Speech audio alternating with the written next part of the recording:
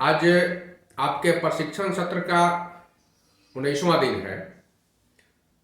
आज आपको आपके कुछ विशेषाधिकार के बारे में हम बताएंगे। आपको राज्य सरकार के द्वारा कुछ विशेष अधिकार भी प्रदान किया गया है। वह अधिकार जो पंचायती राज में मुखिया को भी नहीं दिया गया है, क्योंकि पहले यह अधिकार उन्हीं को मिला हुआ था, किंतु बिहार सरकार ने पंचायती राज अधिनियम 2006 की धारा 25 और 26 में संशोधन करके वार्ड विकास समितियों का नाम वार्ड क्रियान्वयन प्रबंधन समिति रख दिया। 2016 के पहले ऐसा कुछ था नहीं। 2016 में सरकार ने विचार किया कि अब वार्ड की समितियों को भी कुछ पावर दिया जाए, उनको भी कुछ अधिकार दिया जाए। वार्ड सदस्य जीतते हैं और शिकायत करते हैं कि हम सिर्फ जीत कर आते हैं, हमें कुछ काम नहीं मिलता है, कुछ करने नहीं दिया जाता है। लोग कहते हैं कि आपको वोट दिया है, आप काम नहीं करते हैं, तो फिर हम जब काम ही नहीं करते हैं तो क्या जरूरत है वार्ड सदस्यों की, क्या करते हैं वार्ड सदस्य। इस तरह की बातें संघ के द्वारा, वार्ड सदस्य सहपंच संघ के द्वारा जब बिहार सरकार के समक्ष रखा गया तो सरकार ने यह निर्णय लिया कि अब इन्हें भी कुछ कार्य दिया जाए। तत्पश्चात मैंने आपको बताया है कि पंचायती राज अधिनियम 2006 की धारा 25 और 26 में संशोधन किया गया। फिर वार्ड क्रियान्वयन सह प्रबंधन समिति बनाया गया और उन्हीं के माध्यम से बिहार सरकार ने गांवों में कार्य संपन्न कराने का निर्णय लिया। वह कार्य जो पंचायती राज विभाग के द्वारा कराया जाता है। इसमें सबसे प्रधान था 7 निश्चय योजना पार्ट 1 के तहत पूर्व से ही सरकार ने आपको 3 मुख्य कार्य करने का कार्य सौंपा था। क्योंकि यह कार्य आप अकेले नहीं करा सकते थे, इसलिए आपकी सहायता के लिए वार्ड क्रियान्वयन सह प्रबंधन समिति बनाई गई। आप अपने वार्ड के प्रधान होने के नाते इस समिति के पदेन अध्यक्ष होते हैं, इसलिए संपूर्ण समिति की कमान आपके ही हाथ में रहती है और आप ही के निर्देशानुसार वह समिति भी कार्य करती है। समिति का कार्य केवल आपके द्वारा जो निर्देश दिया जा रहा है उसमें सहायता करना है और ग्रामीणों के सहयोग से कोई निर्णय लेना है। क्योंकि आपको जब कार्य सौंपा गया है तो आपको यह जान लेना भी जरूरी है कि कौन कौन से कार्य और कौन कौन सी जिम्मेवारियां आपको सौंपी गई है। तो इनमें पहला है मुख्यमंत्री पेयजल निश्चय योजना। इसके बारे में आप पूर्व से ही जान चुके हैं, इसकी चर्चा कई बार मेरे द्वारा की जा चुकी है। इसके तहत अर्थात मुख्यमंत्री पेयजल निश्चय योजना के तहत नल जल का कार्य पूर्ण कराना, प्रत्येक परिवार को शुद्ध पेयजल उपलब्ध कराना, प्रत्येक परिवार से उपभोक्ता शुल्क संग्रह करके पंजियों में संधारण करना, इस परियोजना की मरम्मत और अनुरक्षण का कार्य कराना। यदि आपके वार्ड में यह परियोजना अपूर्ण है, अधूरा है और इसके लिए राशि उपलब्ध है तो इस परियोजना को पूर्ण कराना भी आप ही की जिम्मेवारी है और आप ही की नहीं बल्कि वार्ड क्रियान्वयन प्रबंधन समिति की जिम्मेवारी है। लेकिन अध्यक्ष होने के नाते सभी जिम्मेवारियां आपके ऊपर ही है। दूसरा कार्य है पक्की गली नाली योजना। पक्की गली नाली योजना जो है आपको पूर्ण रूप से आप ही को दिया गया है। यह कार्य सिर्फ आप ही को करना है। इस कार्य में मुखिया का कोई हस्तक्षेप नहीं होगा, सिर्फ उनका अनुश्रवण होगा।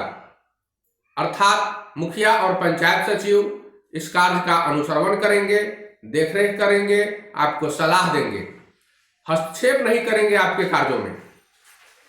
आपने देखा होगा कि पूर्व के समय में, मतलब आज से 5 साल पहले से लेकर और 1 साल पहले तक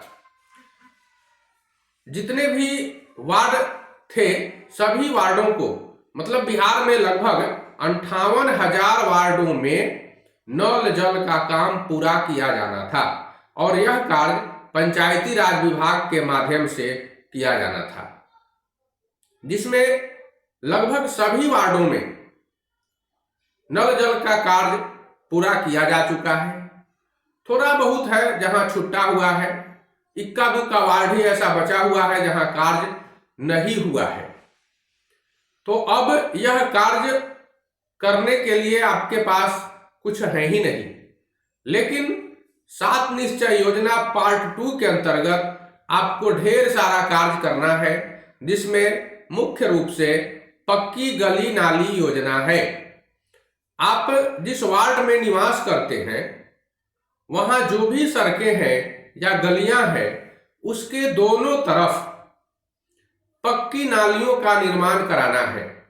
साथ ही जो सड़कें अभी पक्कीकरण नहीं की गई है, उनको पक्कीकरण का कार्य कराना भी आप ही के द्वारा है और 7 निश्चय पार्ट 2 योजना के अंतर्गत कराया जाना है, जो इस बार आपको इसके लिए भारी भरकम राशि आवंटित की जानी है। जहां पतली गलियां हैं, मतलब 8 फीट से पतली गली या लगभग 8 फीट तक की गली, तो ऐसी गलियों में आपको पेवर ब्लॉक लगाना है। वहां पर ढालना नहीं है रोड को, वहां पर पेवर ब्लॉक लगाना है। मतलब सीमेंट से बना हुआ जो ईंट आता है, जिसको पेट्रोल पंप पर आप लोगों ने देखा होगा, तो उसको पेवर ब्लॉक कहते हैं। तो उससे उसको पाट देना है, ढालने का कार्य नहीं करना है। आप चूंकि अध्यक्ष हैं अपने वार्ड के, इसलिए ये सारे काम आपको ही कराना है। अब लगता है कि पूरे बिहार में अगर देखा जाए तो कुछ कुछ जिला ऐसा है जहां 30 से 40% तक पक्की गली नाली योजना का कार्य पूरा हो चुका है, लेकिन बहुत सारे जिले ऐसे हैं जहां अभी तक यह कार्य मात्र 10% वार्डों में ही हुआ है। 90% वार्ड अभी भी खाली है और बहुत सारे पिछड़े जिले हैं, आर्थिक रूप से या फिर शैक्षिक रूप से, जैसे शेखपुरा है, जमुई है, अरवल है, अररिया है, पूर्णिया है, किशनगंज का कुछ भाग है, जहां पर अधिक से अधिक बाढ़ की समस्या आती है। वहां हर साल सड़कें टूट जाती हैं, गलियों में पानी भर जाता है, नालियां खराब हो जाया करती है। तो यहां पर अक्सर ऐसा कार्य कराना पड़ता है। लगभग इस बार का जो राशि और भारी भरकम बजट सरकार का इस कार्य के लिए आ रहा है, तो पूरे साल का बजट इस बार मतलब 2022 और 23 के लिए सरकार का जो बजट होगा वह लगभग 2.5 लाख करोड़ रुपया का होगा। 2.5 लाख करोड़ रुपया का बजट पूरे बिहार का इस बार पारित होने जा रहा है, जिसमें आपको 10,000 करोड़ सिर्फ पंचायती राज विभाग का आवंटन होगा। और इसमें कुल मिलाकर प्रति पंचायत 1 करोड़ के आसपास की राशि आएगी, 1 करोड़ से अधिक की राशि आएगी, जिसमें आपको भी 12 से 15 लाख रुपए की राशि आवंटित की जाएगी। यह हर वार्ड में लगभग इतनी राशि आवंटित की जाएगी। इससे आपको इस बार कार्य कराना है। साथ ही नल जल के अनुरक्षण का भी कार्य इस बार आपको कराना है और उसमें मरम्मती का जो कार्य है, तो इसमें भी लगभग 2 लाख के आसपास का खर्च हो ही जाएगा।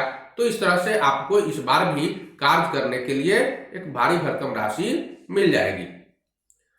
अगला कार्य है आपका मनरेगा। मनरेगा अर्थात महात्मा गांधी ग्रामीण रोजगार गारंटी योजना। इसके बारे में भी मैंने चर्चा कर चुका है। ये भी आप समझ गए होंगे कि मनरेगा है क्या, लेकिन आपको ये इतना समझ लें कि यह भी कार्य आपको ही कराना है।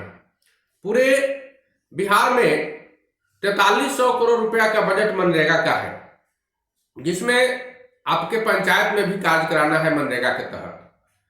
और ऐसी परिस्थिति में आपके पंचायत का जो भी आवंटन होगा, जितनी राशि का मनरेगा का आवंटन होगा, उसका आधा राशि वार्ड समितियों को मिलना है। मतलब क्रियान्वयन प्रबंधन समिति, वार्ड क्रियान्वयन सह प्रबंधन समिति को आधी राशि खर्च करना है।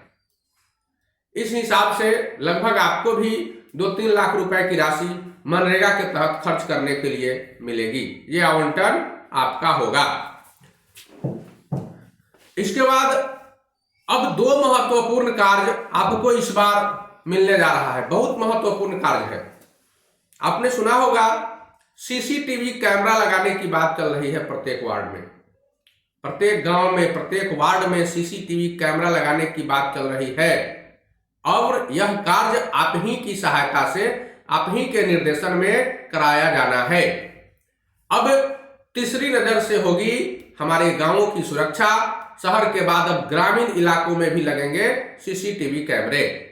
बिहार के सभी गांवों में सीसीटीवी कैमरा लगाने को लेकर पंचायती राज विभाग ने एक विशेष कार्य योजना बनाई है। प्रत्येक वार्ड में वार्ड क्रियान्वयन सह प्रबंधन समितियों के द्वारा ही तथा उन्हीं के माध्यम से और उन्हीं की अनुशंसा से विभिन्न स्थानों पर जो पूर्व से चिन्हित किए गए हैं वहां कैमरा लगाने की योजना बिहार राज्य पंचायती राज विभाग ने बनाया है। क्यों लगाए जाएंगे कैमरे भाई, इसकी क्या जरूरत है कैमरा लगाने की? तो आप जानते होंगे कि आजकल गांव में भी काफी आपराधिक घटनाएं घट रही है और इस पर अंकुश लगाना जरूरी है।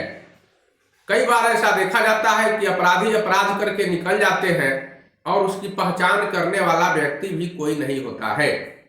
ऐसी परिस्थिति में कैमरा लगाना यथोचित होगा। साथ साथ बिहार सरकार ने बड़ी सख्ती से शराबबंदी योजना लागू की है। फिर भी सुनने में हमेशा आता है कि आज वहां जहरीली शराब से 10 आदमी मर गया, कहीं 20 आदमी मर गया, कहीं 15 आदमी मर गया। और ऐसी परिस्थिति में सरकार ने फिर से निर्णय लिया कि कुछ न कुछ तो करना पड़ेगा। तो इसके लिए आपके गांव में जो चौक है, चौराहा है, गलियां हैं या फिर सरकारी भवन है, विद्यालय है, सार्वजनिक स्थान है, वहां पर कैमरा लगाने की योजना सरकार ने बनाई है और यह कार्य पंचायती राज विभाग के माध्यम से कराया जाना है, जो आप ही की अनुशंसा से कराया जाएगा। तो आपका कार्य इसमें यही होगा कि सबसे पहले आप वार्ड क्रियान्वयन सह प्रबंधन समिति की बैठक में स्थान चयन करते हुए प्रस्ताव पारित कराएंगे कि अमुक अमुक स्थानों पर सीसीटीवी कैमरा लगाया जाना जरूरी है। लगभग 10, 11, 12 की संख्या में आप सीसीटीवी कैमरा का अनुशंसा करेंगे कि इन इन स्थानों पर कैमरा लगाया जाना है। यह कैमरा जो होगा उच्च गुणवत्ता युक्त होगा, मतलब यह पूर्ण रूप से वायरलेस कैमरा होगा, इसमें तार कहीं नहीं लगेगा। यह सोलर बैटरी से अपने आप चार्ज भी होगा और कार्य भी करेगा। साथ ही इसमें एक चिप लगा होगा। चिप जानते हैं, आपके मोबाइल में जो सिम कार्ड होता है उसी तरह एक चिप लगा होगा और वह इंटरनेट से जुड़ा हुआ रहेगा। जो कुछ भी आपके चौक चौराहे पर, गलियों में जो कुछ भी होगा उस कैमरे के सामने, वह कैमरा उसे कैद कर लेगा और 15 दिनों तक इसका बैकअप रहेगा। 15 दिन तक उसको देखा जा सकता है। साथ ही उसमें एक एक्सेस नंबर होता है जिसको ये एड्रेस कहते हैं। तो वह एड्रेस जो होगा आपके यहाँ के प्रमुख लोगों को मिलेगा, जैसे थाना अध्यक्ष होंगे, मुखिया, आप वार्ड सदस्य हैं तो आपको भी मिलेगा उसका एड्रेस। उसके बाद बीडीओ साहब को मिलेगा, पंचायती राज पदाधिकारी को मिलेगा, एसपी साहब और डीएसपी साहब को भी मिलेगा। तो इन लोगों को इसलिए मिलेगा कि ये लोग जब भी चाहें तो वहीं से बैठकर और कौन कौन सी गतिविधियां कहां हो रही है तुरंत उसको देख लेंगे। अगर कोई व्यक्ति शराब की डिलीवरी करता हुआ पाया जाता है या फिर आपराधिक गतिविधियों में संलिप्त पाया जाता है या फिर गैर कानूनी कार्यों में लिप्त रहता हुआ पाया जाता है, तो तकनीकी ये गवाही बनेगी। वो जो कैमरा होगा वह बिल्कुल तकनीकी सबूत होगा। एक तो मानवीय सबूत होता है, आज आदमी कह दिया कि इसने चोरी किया, मैंने देखा, और कर वह उलट जाएगा। लेकिन कैमरा कैसे उल्टेगा? कैमरा तो फोटो खींच लिया, कैद कर लिया, अब आप जब भी चाहे उसको देख सकते हैं किस व्यक्ति ने कैसे किया। तो वह तकनीकी सबूत माना जाता है और वह कभी भी बदल नहीं सकता है। तो सबसे प्रधान सबूत तकनीकी सबूत को माना जाता है और आज के वैज्ञानिक अनुसंधान के समय में तकनीकी सबूत सबसे अहम चीज माना जाता है। इसलिए यह कैमरा सरकार ने लगाने का निर्णय लिया है। कैसे लगेगा? तो अभी छठा वित्त आयोग से पैसा आने वाला है। छठा वित्त आयोग से, यह छठा वित्त आयोग का पैसा पहले ग्राम पंचायत में आएगा और उसके माध्यम से फिर आपके खाते में मिलेगा। जब आपको मिलेगा, छठे वित्त आयोग से राशि आपको आवंटित हो जाएगी, तो उसी राशि से आपको कैमरा लगाना है। इसका निर्देश छठे वित्त आयोग का जो राशि आवंटित होगा और उसके व्यय का जो निर्देश आएगा, चिट्ठी आएगी, उसी में यह लिखा हुआ रहेगा कि आपको इस राशि को कैमरा में कैसे कैसे खर्च करना है, कहां कहां कैमरा लगाना है। यह निर्देश आपको उसी समय दिया जाएगा। यह कार्य निजी एजेंसी के माध्यम से आपको कराना है। किसी भी एजेंसी जो उच्च गुणवत्तापूर्ण कैमरा लगाएगी उसको लेकर आपको कार्य करना है। लेकिन ध्यान रहे कि इस बार भी आप नल जल जैसा ठगी का शिकार नहीं होंगे। पिछले बार तो आप लोगों को ठग कर लोग भाग गए थे, लेकिन इस बार बहुत होशियारी से आपको कार्य करना है। वैसी एजेंसियों को कहीं से भी कार्य नहीं दें और साथ साथ कार्य कराने के बाद ही और जांच परख लें कि यह कार्य सही है, तभी उसको आप पेमेंट करेंगे। मतलब उसके बाद ही आप उसको राशि जारी करेंगे, अन्यथा आप इस पर होशियार रहिए। इसके बाद उस एजेंसी की जिम्मेवारी 5 सालों तक देख रेख करने की होगी। 5 साल तक कैमरा अगर खराब होता है तो देख रेख करने की जिम्मेवारी उस एजेंसी की ही होगी। 5वां कार्य आपको जो विशेषाधिकार मिला हुआ है वह है सोलर स्ट्रीट लाइट का विशेषाधिकार। 7 निश्चय योजना के तहत अब सोलर लाइट से बिहार के गांव जगमगाते हुए नजर आएंगे और पंचायतों के सभी वार्ड भी जगमगाते हुए नजर आएंगे। इसके लिए बिहार सरकार ने पूर्व से ही 7 निश्चय फेज 1 के अंतर्गत लगभग सभी टोला, कस्बा और गांवों में बिजली पहुंचा दी है। साथ ही अब देखने में आ रहा है कि लगभग 12 से 15 घंटा तक बिजली की उपलब्धता लगातार हो रही है। बहुत कम जगह ऐसे होंगे जहां 12 से 15 घंटा से कम बिजली रहती है, लेकिन अब लगता है कि 12 से 15 घंटा से अधिक ही बिजली संपूर्ण बिहार में प्रतिदिन मिल रही है। लेकिन अगर संयोगवश या किसी कारण से शाम में या रात में पावर कट की समस्या आती है, मान ले आंधी तूफान आ गई और ऐसी परिस्थिति में बिजली को काट दिया जाता है, क्योंकि तार को सटने का, फायरिंग करने का डर रहता है, आग लगने का डर रहता है, इसलिए बिजली काट दी जाती है और ऐसी परिस्थिति में सर्वत्र अंधेरा हो जाया करता है। उस अंधेरे से निपटने के लिए अब सरकार ने यह योजना बनाई है कि प्रत्येक वार्ड के लगभग 10 से 11 चिन्हित स्थानों पर बिजली के पोल पर हो सके या फिर जहां भी हो सके, तो अब सोलर स्ट्रीट लाइट लगाने की योजना बनाई जा रही है। स्वतः चार्ज भी होंगे सोलर सिस्टम से और जब बिजली कट जाएगी तो उस समय ऑटोमेटिक उसमें एक सेंसर लगा हुआ होगा, जैसे ही अंधेरा छा जाएगा वह लाइट खुद ही जल जाएगा। इस कार्य के लिए स्थल चयन करके और सर्वेक्षण का रिपोर्ट जो है पहले के ही समितियों ने दे दिया है, किंतु आपको यदि आपत्ति हो कि यह गलत स्थान पर दे दिया गया है, तो जब सरकार इसका निर्देश देगी अप्रैल माह के आसपास में, अप्रैल मई में जब सरकार का निर्देश आएगा, तो आप फिर से अपने वार्ड सभा के माध्यम से प्रस्ताव पारित कराकर वार्ड क्रियान्वयन सह प्रबंधन समिति के माध्यम से ग्राम पंचायत को भेजेंगे और ग्राम पंचायत की अनुशंसा कराते हुए प्रखंड पंचायती राज पदाधिकारी से होकर जिला पंचायती राज पदाधिकारी को भिजवाने का काम करेंगे। आपकी अनुशंसा से जो स्थल चयन होगा वहीं पर सोलर स्ट्रीट लाइट लगाया जाएगा। यह कार्य आपको नहीं कराना है, मतलब इसके लिए आपके खाते में पैसा नहीं आएगा। यह कार्य Bihar renewable energy development authority करा रही है, जिसको ब्रेडा कहा जाता है। तो ब्रेडा के माध्यम से यह कार्य सरकार खुद कराने जा रही है। ब्रेडा को ही इसके लिए नोडल एजेंसी बनाया गया है और ब्रेडा इसके लिए टेंडर निकाल चुकी है कुछ निजी एजेंसियों को इसके लिए चयन किया जा रहा है। उसके बाद उसी एजेंसी के माध्यम से यह कार्य कराया जाएगा और फिर इसका जो पेमेंट होगा वह आप ही के माध्यम से, जिस तरह से सरकार का निर्देश होगा, कराया जाएगा। हो सकता है इसके लिए भी पैसा आप ही के खाते में आए और जब निजी एजेंसी कार्य कर लेगी तो आपको डोंगल के माध्यम से पेमेंट कर देना है। ऐसा ही व्यवस्था मानकर चलिए, ज्यादा उम्मीद है कि ऐसी ही व्यवस्था सरकार करने जा रही है। तो 5 वर्ष तक उसका भी रख रखाव उसी एजेंसी को करना है।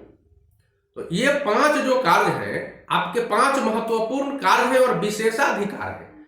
इस विशेषाधिकार पर कोई इसका हनन नहीं कर सकता है, सिर्फ आपका अधिकार है। इस पर आप ही करेंगे, अपने अनुसार करेंगे, अपने निर्देशन में करेंगे और अच्छा से करेंगे। ध्यान रहे, इस बार आप ठगाए नहीं। धन्यवाद।